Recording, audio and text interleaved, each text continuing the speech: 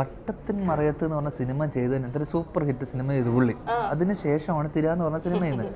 എന്നെപ്പോലത്തെ ഒരു അലവലാദീന സിനിമയെ കൊണ്ടുവരണം എന്ന് പുള്ളി ഒരാൾ ചിന്തിക്കുമോ? കാരണം ഒന്ന് സിനിമയോട് യാതൊരു പാഷനും ഇല്ലാതെ പുള്ളിക്കറിയാം. തലതെറിച്ച ആൾക്കാരെയൊക്കെ കൊണ്ട് സിനിമയിലോട്ടാണ് കൊണ്ടുവരുന്നത്. അല്ല, അങ്ങനെയൊന്നും അങ്ങനെ ചെയ്യുന്ന ഒരു ബുദ്ധിയില്ലാത്ത വ്യക്തിയാണ് വിനീത് ശ്രീനിവാസൻ വിചാരിക്കുന്നുണ്ടോ? ഒരിക്കലും അല്ല. പരിചയമുണ്ടല്ലോ.